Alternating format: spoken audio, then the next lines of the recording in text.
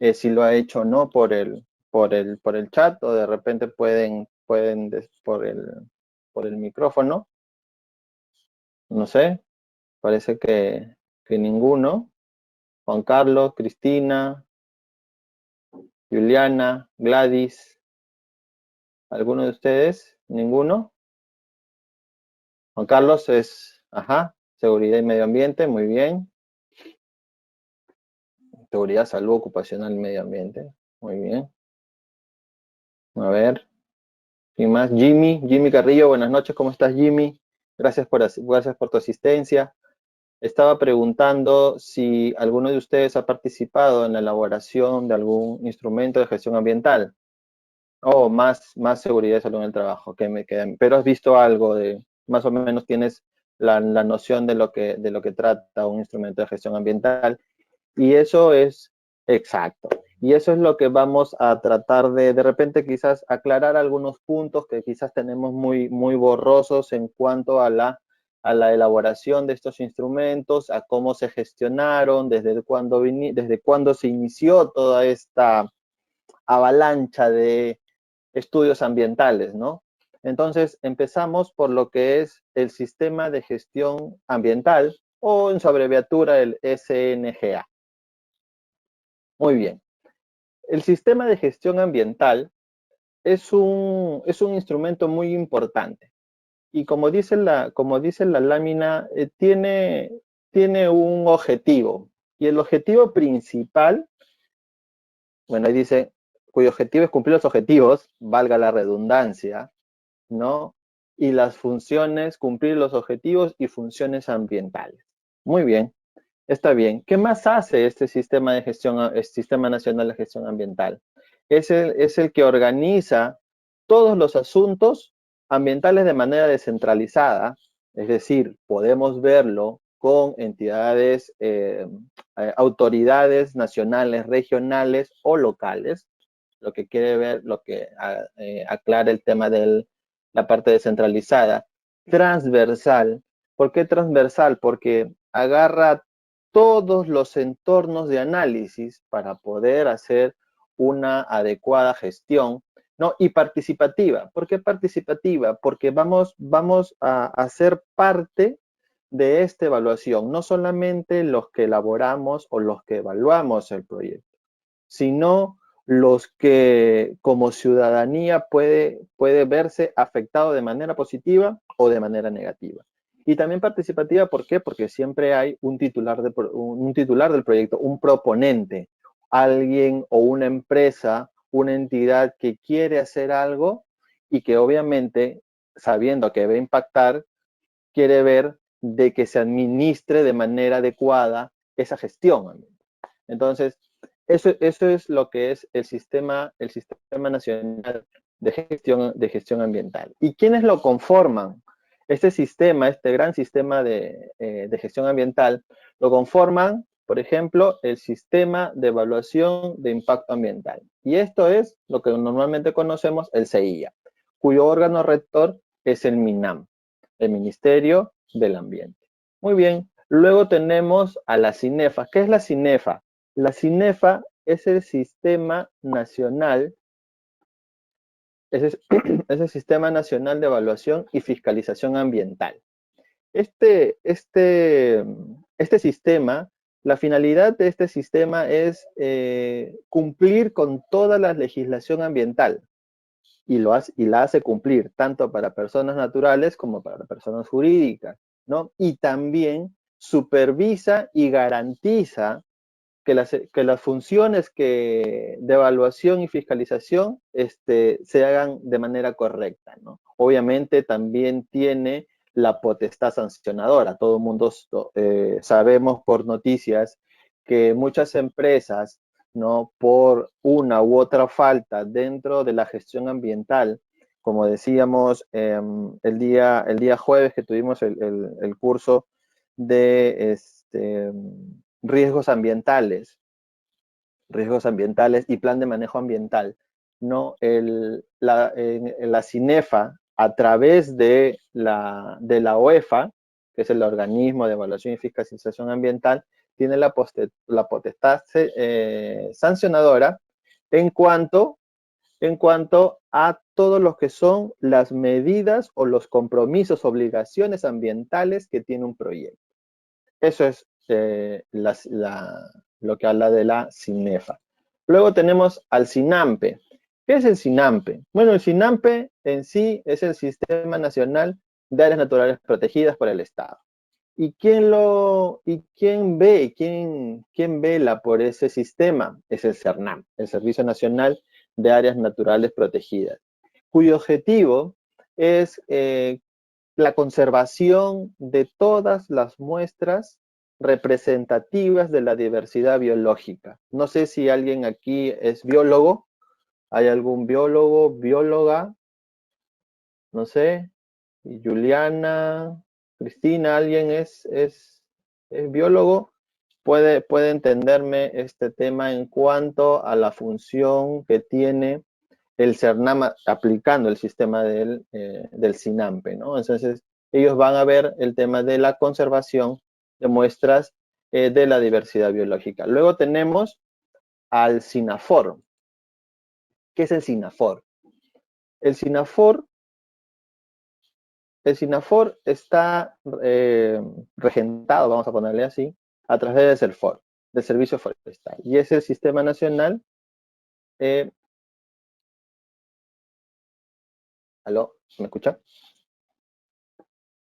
Sí, Omar, te estamos escuchando. Sí, sí me escuchan, ¿no? Ese es aquel que es el sistema que ve por todo lo que es flora y fauna silvestre, ¿no? Y sus amenazas. Ahora, no sé si están enterados, a la semana pasada, creo, la semana antepasada, acaban de destituir al director de CERFOR. Leí algunos pronunciamientos de la sociedad civil sobre la salida de este señor, ¿no? Que según lo que dicen, pues afectaría mucho el trabajo que se viene haciendo por más de 1 año y medio.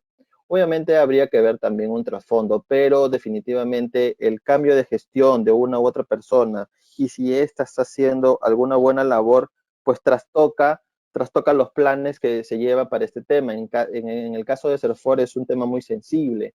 ¿Por qué? Porque estamos hablando de recursos maderables, ¿no? Que son realmente afectados en todo el área donde esto se desarrolla, ¿no? Entonces, más allá de eso, el Serfor aplica su sistema, el Sistema Nacional Forestal, ¿no? Luego tenemos el SNGRH, que está dirigido por la Autoridad Nacional del Agua, el ANA. El SNGRH es el Sistema Nacional de Gestión de los Recursos Hídricos, ¿no? Y ellos ven por todo lo que tenga que ver con el agua, con el recurso agua y sus bienes asociados, ¿no?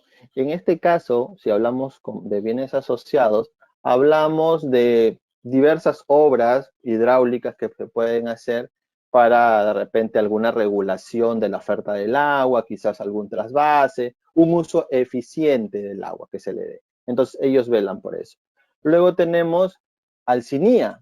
El CINIA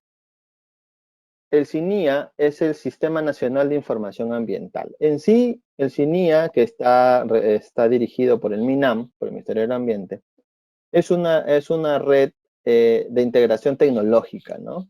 Que facilita la sistematización, el acceso y la distribución, ¿no? A todos los entes y personas interesadas en el tema medioambiental de la información que se tiene de todos los proyectos y de la gestión que se viene dando.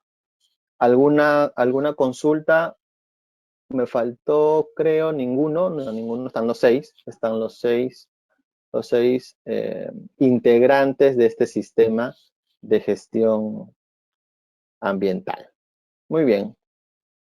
Luego del sistema de gestión ambiental, que vamos a suponer lo que es el techo de esto, tenemos lo que nos trae esta noche a esta reunión, es el el sistema de evaluación de impacto ambiental. ¿Y por qué no vemos los otros? ¿Por qué?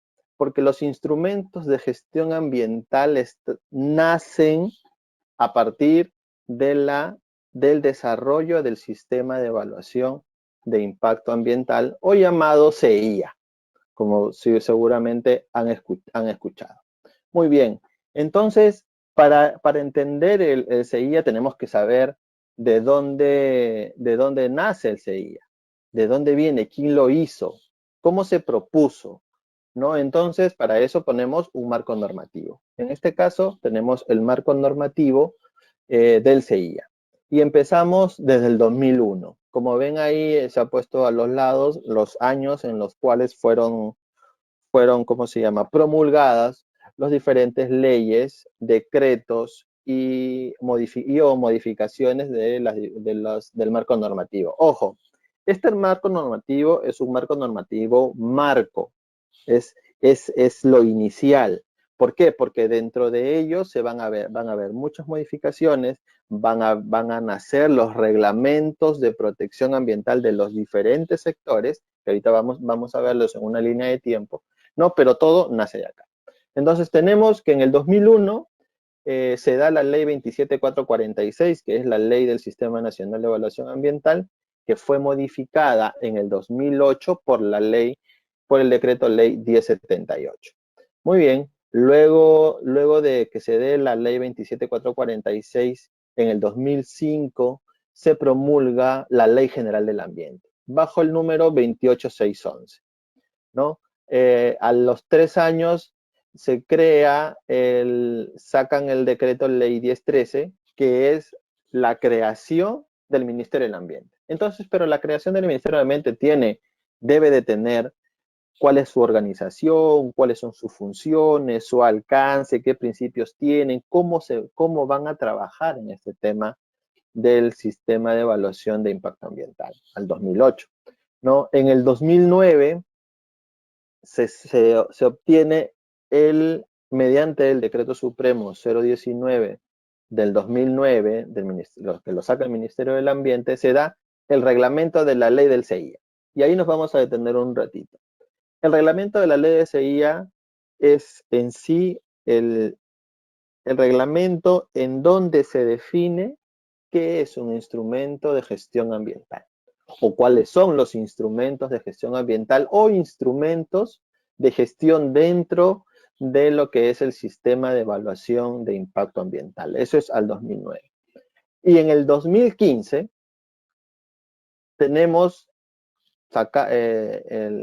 las autoridades sacan la ley 30327.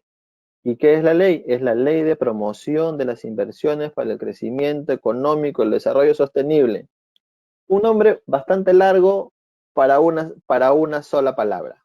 Si ustedes han escuchado el término integrambiente, esta es la norma y su reglamento hacen que nosotros podamos, que los titulares de proyecto puedan obtener un estudio de impacto ambiental detallado con hasta 14 títulos habilitantes. Y eso, bueno, lo vamos a ver mucho más adelante de la exposición. Seguramente me preguntarán, profe, pero también hay reglamentos, ¿no? Claro que hay reglamentos. Hay reglamentos por sectores. Tenemos reglamentos para el sector producción y manufactura y comercio interno. Tenemos reglamento de protección ambiental para el sector hidrocarburos, para el sector minero, tanto para exploración como explotación, igual que hidrocarburos.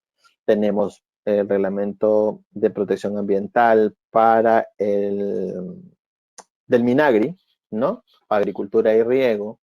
¿Qué más tenemos? Otros reglamentos. Acá está. De residuos, de transportes, de vivienda, y esto se da desde que se emite la ley en el 2001, la ley 27446, ¿no? La ley del CEIA, hasta el 2018. Miren, del 2001 al 2018 fueron 17 años que pasaron para que se haga una modificación a la ley del CIA. Obviamente eso decanta, ¿por qué? Porque cuando se hacen las normas, siempre va a haber espacios que no han sido cubiertos. Y sin embargo, en el camino se han venido dando ciertas o pequeñas modificaciones que con el avance del tiempo y la mejora de la elaboración y de la evaluación de los instrumentos ambientales dan cabida a que esto se tenga que modificar de una u otra manera. Entonces, como verán ahí, en esa línea de tiempo, en el 2008 se da la primera modificación, como les indiqué, luego viene el reglamento del CIA, en el 2012 se da el reglamento de protección para el sector vivienda, construcción, urbanismo y saneamiento. También el mismo año tenemos para agricultura y riego, que luego ha sido modificado también un poco. Se han abierto otros tipos de proyectos. Luego se sacó en el 2014, se tiene el reglamento el decreto supremo 040, el decreto supremo 040-2014 EM, si es que están apuntando, es el reglamento de protección ambiental para el sector minero. Luego se tiene en el mismo 2014, bajo el decreto supremo 039-2014 MINAM, se saca el reglamento de protección ambiental para el sector hidrocarburos, ¿no? En el 2015 sale el reglamento para industria y comercio interno.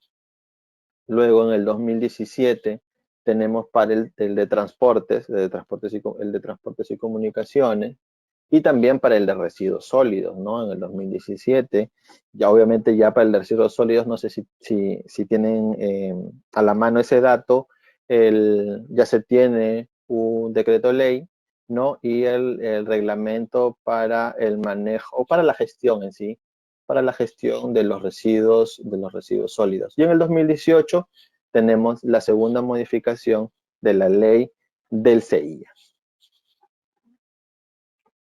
Muy bien.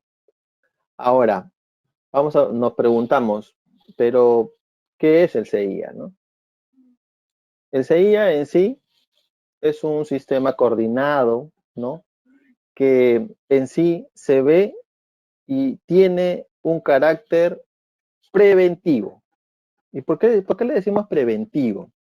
Preventivo le decimos porque nosotros vamos a prever cuáles serían los posibles impactos ambientales que se generarían por la puesta en marcha de un proyecto. O sea, es preventivo y es anticipado, es decir, yo me tengo que anticipar, o sea, y pueden preguntarse, profe, entonces yo tengo que anticiparme a lo que pase, claro, por supuesto. Como les decía a los chicos del día jueves, eh, para poder ser anticipados y preventivos, nosotros tenemos que conocer en sí el proceso de la actividad que vas a hacer tanto durante la etapa de construcción, etapa de operación, etapa de abandono, abandono constructivo o abandono total del proyecto, ¿no? Entonces tenemos que anticiparnos. Este sistema lo que nos pide es analizar, ver, prever cuáles son los impactos que se van a generar y cómo voy a actuar para evitar que se generen, minimizándolos, o eh, para ver de que el impacto sea lo menor posible, ¿no? Entonces, eso es lo que nos pide. Y como decía en el segundo párrafo, o sea, identifica de manera anticipada las implicancias ambientales, sobre todo los impactos negativos significativos. Bueno, no sé si conocen, los impactos se dan en 3 niveles, ¿no? Leve, moderado y alto. Muy bien, entonces normalmente no. El CIA ve todos los impactos negativos, sobre todo los significativos, porque son los que más medidas y medidas específicas deberían tener para poder disminuir su efecto. Eso es lo que se quiere decir, lo que quiere decir. Y también, bueno, sabemos que el ente rector del Sistema Nacional de Evaluación Ambiental es el Ministerio del Ambiente. Muy bien. Dicho esto, debemos saber entonces si esto es un sistema, ¿quiénes integran este sistema? En sí, según como dice la fuente en la parte baja de la figura, según el artículo 5 del reglamento de la ley de CIA, ¿ya? Según el artículo 5, ¿qué dice el artículo 5? Dice 3 puntos y te dice claramente quiénes son los que integran el CIA. Te dice, uno es el MINAN y sus órganos adscritos. Órganos adscritos. Vamos a tener ahí la idea, órganos adscritos. Autoridades sectoriales, regionales y locales. Muy bien, que tengan que ver o que tengan funciones otorgadas para la evaluación ambiental. Y tenemos las autoridades fiscalizadoras y supervisoras en cuanto a la gestión ambiental. Muy bien, pero yo le dije que quedaba claro, ¿no? Y que ahí decía, ¿no? Pues hay que entrar, hay que zambullirnos un poquito más para descubrir quiénes son cada uno de ellos. Muy bien, tenemos como órganos adscritos al MINAN, fuera del MINAN, no fuera de que el MINAN es el órgano rector. Tenemos como adscritos a la OEFA. La OEFA, todos conocemos, sabemos quién es la OEFA y qué hace, ¿no? Es el organismo de evaluación y fiscalización ambiental, encargado de la fiscalización ambiental y de asegurar un adecuado equilibrio de la inversión en cuanto a la protección ambiental. Muy bien.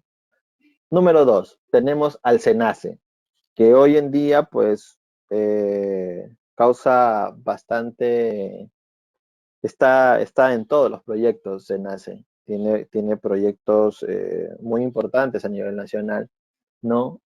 Pero este SENACE, que es el Servicio Nacional de Certificación Ambiental, ve solamente los estudios de impacto ambiental detallados, ¿no?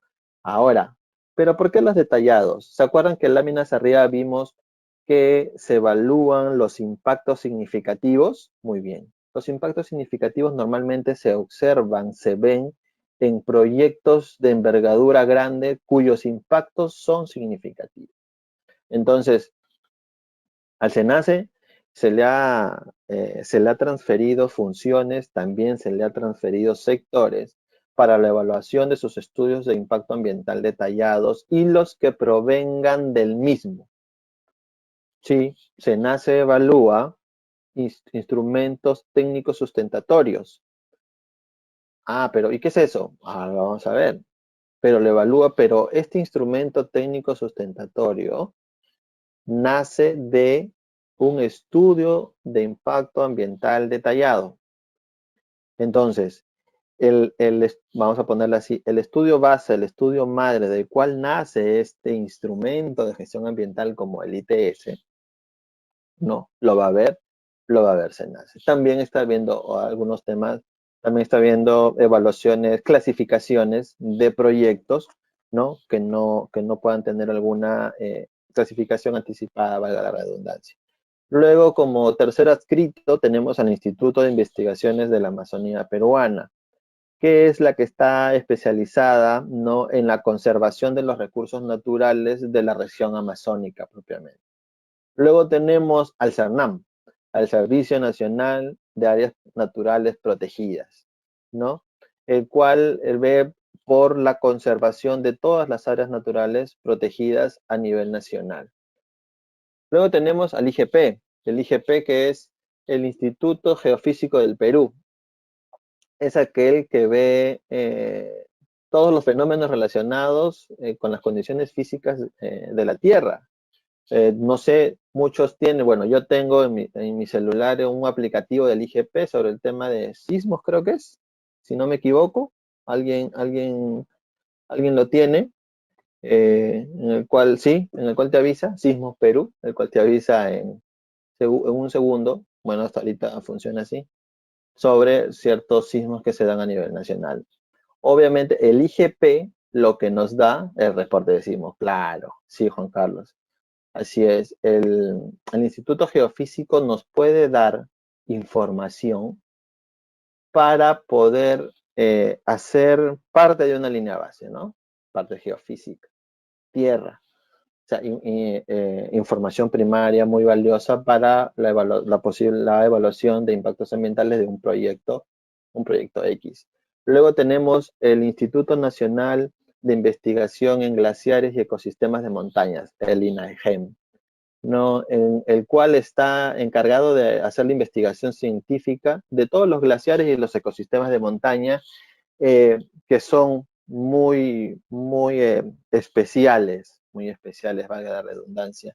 Si bueno, ustedes han participado en algún proyecto o tienen conocimiento de algún proyecto que podría impactar a un glaciar, ¿no? Normalmente los términos de referencia que se puedan aplicar a un estudio ambiental no van a ser los generales, sino de este ecosistema de montaña, que es muy delicado y se trata de salvaguardar de los impactos ambientales significativos negativos de los proyectos que se puedan dar en su zona de influencia.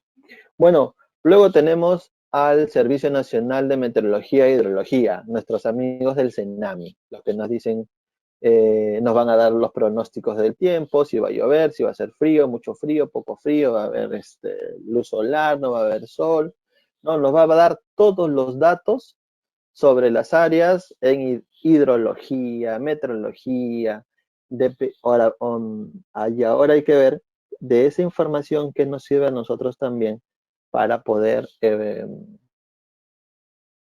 hacer, ¿no? O realizar una línea base para la parte física. Si es que, ¿cómo se llama? Nos piden, bueno, siempre nos piden hacer una caracterización de la zona donde nosotros estamos proponiendo implementar un proyecto ambiental.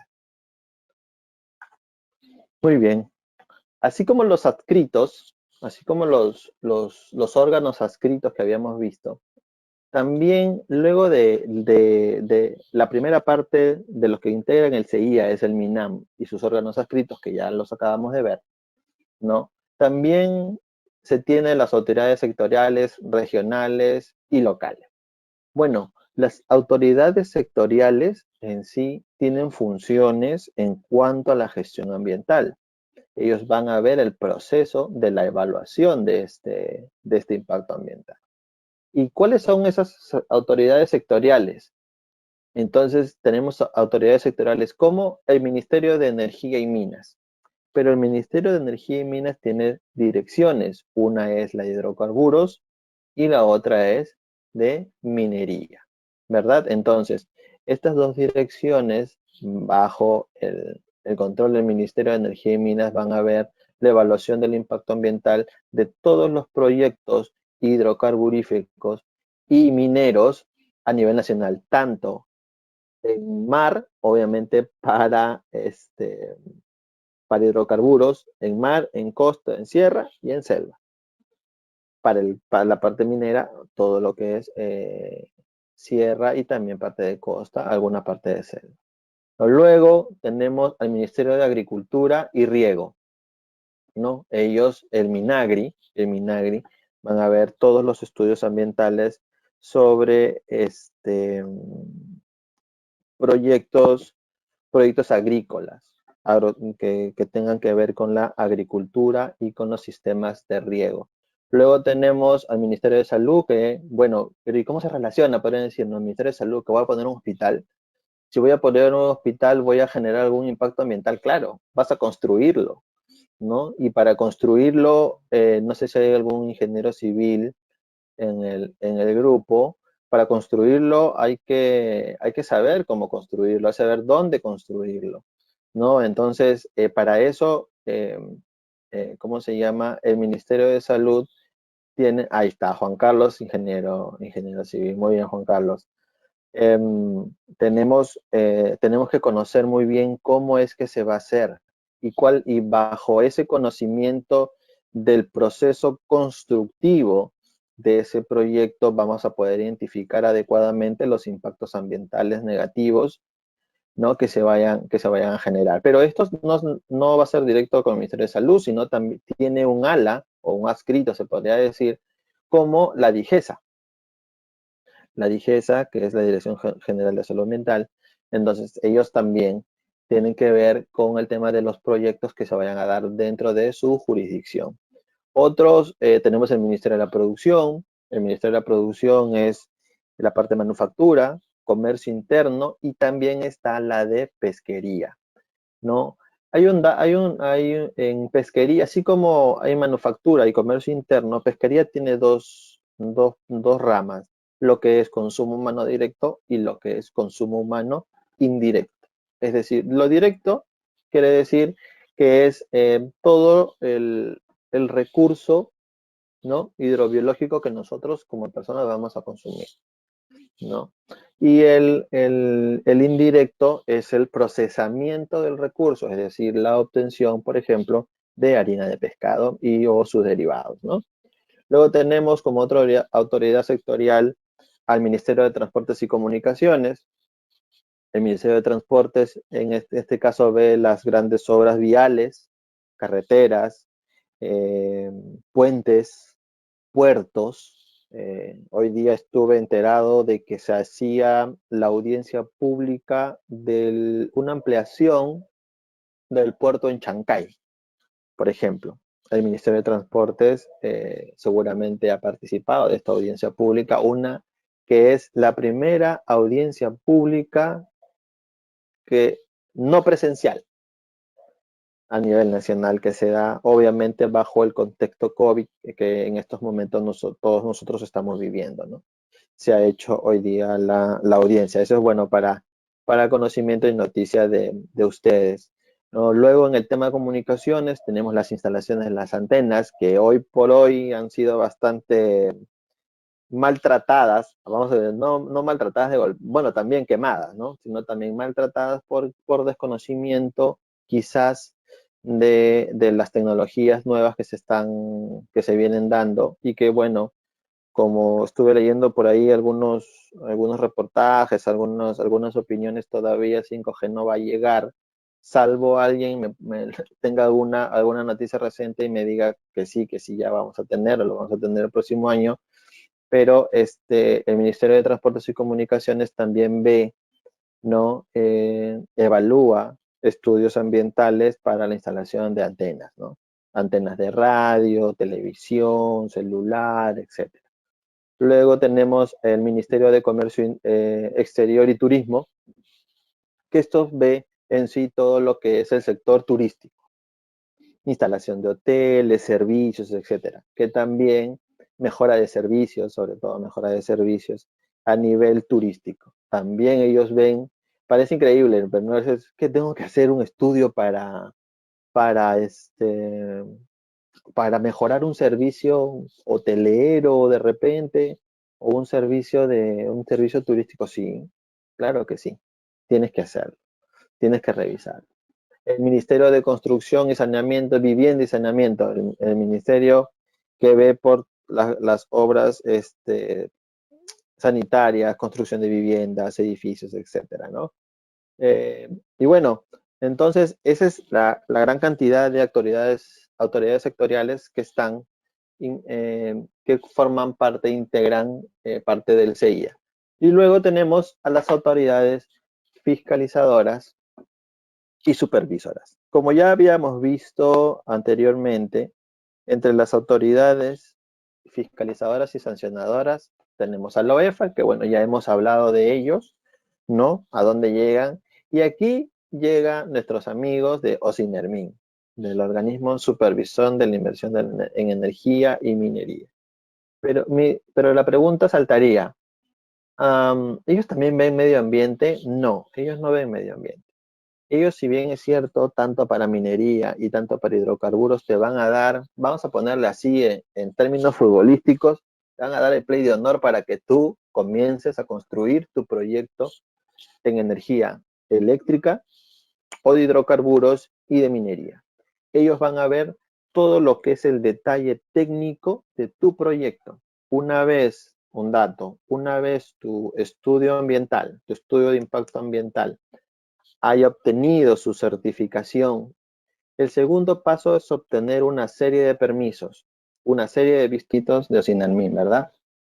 Muy bien, Osinermin, como les decía, se va a encargar de ver todo lo que es la parte técnica y obviamente aprobación de todos que todos los procedimientos, tanto constructivos como operativos del proyecto, tanto en energía como en minería, sean los adecuados y se cumplan los reglamentos y las normas técnicas nacionales y internacionales vigentes. Ven la pantalla, ¿verdad?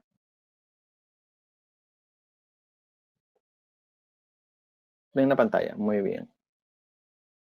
Entonces, eso es parte de la autoridad fiscalizadora. Muy bien.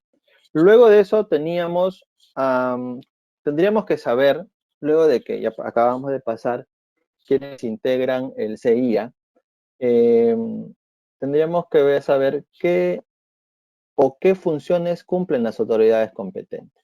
Y como vemos en la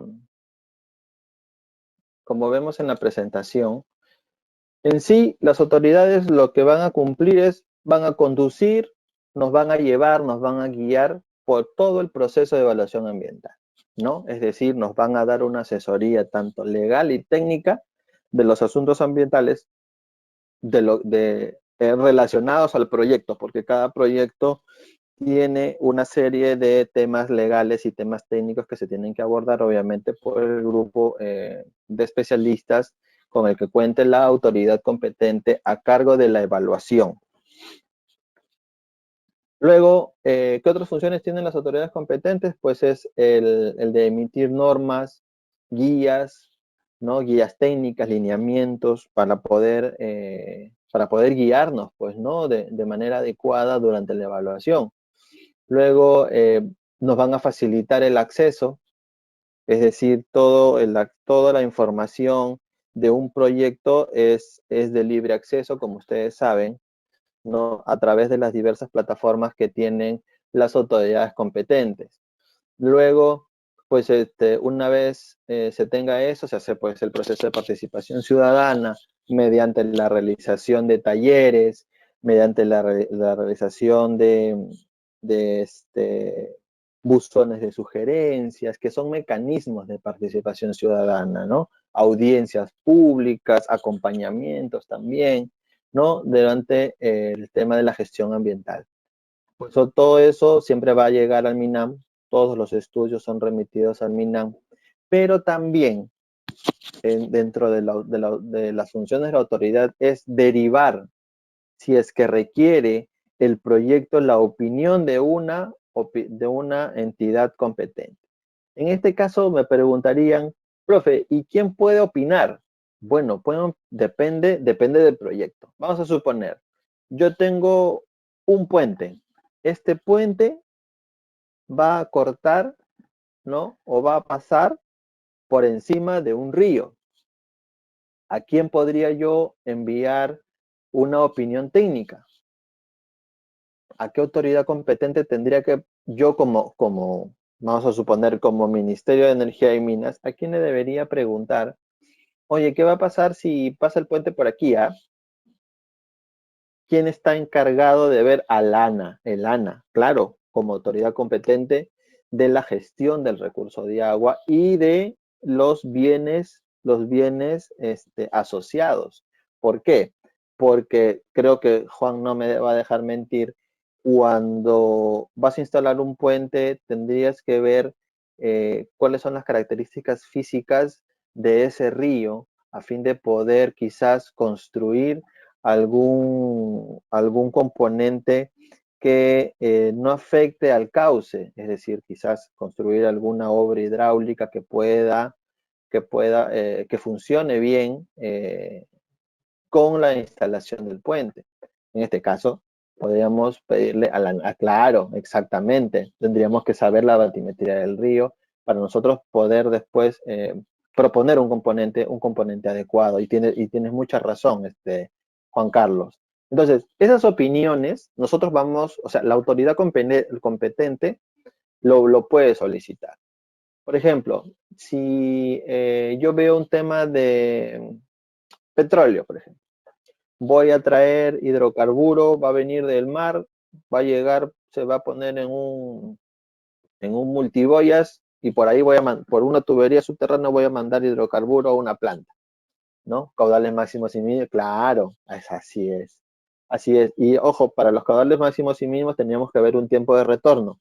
Es decir, había que saber la historia de ese río, cuánto han sido máximos y cuánto han sido mínimos. Entonces, esos son datos muy importantes para luego poder estimar un posible componente. Muy bien, Juan Carlos, excelente.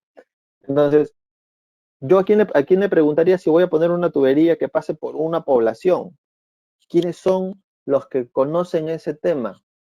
Le tengo que preguntar a quién, le tengo que preguntar a Osinermin, exacto, también claro, a Senami. En el caso del puente, sí, información a Senami. Entonces, en el caso del ducto, tendría que pedirle información a Osinermin. ¿Por qué? Porque hay una serie de componentes en el cual se ve el tema de riesgos a la tubería por fuga, por explosiones, etcétera, ¿no?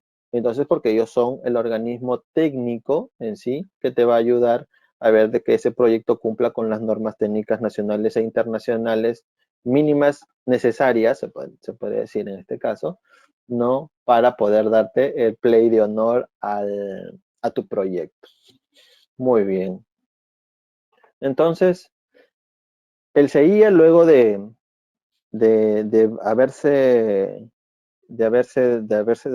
dado, estos se rigen bajo 6 principios. Y esos principios, creo yo, no se pueden olvidar. No se puede olvidar nadie de los que trabajamos en el tema medioambiental. Y estamos hablando de que los proyectos ambientales son indivisibles, tienen que ser participativos, estamos hablando de participación, complementarios, de responsabilidad compartida, eficiencia y eficacia. Es decir, bajo estos principios es que el sistema de evaluación de impacto ambiental funciona. Entonces, por ahí alguien preguntó, me dice, profe, pero quizás de repente eso puede ser una utopía. Bueno, empezamos desde algo ideal, ¿verdad? Y en el camino, mientras vamos avanzando, vamos viendo cuáles son las vicisitudes que se pueden dar mientras se dio este tipo de principios, ¿no? Entonces, pero nosotros tenemos que empezar desde una base, y la base son estos 6 principios. La indivisibilidad, que es que la evaluación se hace de manera integral e integrada de todos los componentes de un proyecto, no se hace por partes, no se hace por partes. Participación, es decir, se tiene que informar, ¿no? A todos los participantes, a todos los que participan dentro de la elaboración o van a participar de manera indirecta o directa en un proyecto ambiental. Se tiene que comunicar cuáles son las decisiones que se han tomado respecto a los proyectos o cuáles son las medidas que se han tomado dependiendo del tipo de proyecto que se vaya a proponer. Que tiene que ser complementario, es decir, tiene que ser coherente, ¿no? En el ejercicio de la función pública, en el caso del CEIA, porque esto lo maneja el MINAM. O sea, tiene que haber una coherencia, no puede ser algo disparatado, loco, que no se pueda manejar. Entonces, los proyectos tienen que ser coherentes. Luego, la responsabilidad compartida, claro. En sí, todos los que estamos en el tema medioambiental somos responsables de una u otra manera. Los que trabajan en el Estado son responsables, ¿por qué? Porque ellos evaluaron los estudios de impacto ambiental o los instrumentos de gestión ambiental. Los inversionistas porque son los que proponen.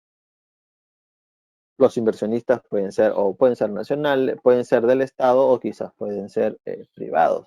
Las ONG que también participan porque cuidan cierta parte de todo el entorno ambiental. La población también, mediante su participación, mediante la participación ciudadana y en sí la ciudadanía en general respecto a la opinión que puedan tener respecto al proyecto que se vaya a implementar. Bueno, también tenemos que saber lo que es eficiencia y eficacia, ¿no? En sí, la eficacia es hacer ambientalmente viables todas las políticas y los proyectos de inversión. Obviamente no todos los proyectos son viables, no todos. hay que arreglarlo. Y hay que ser eficiente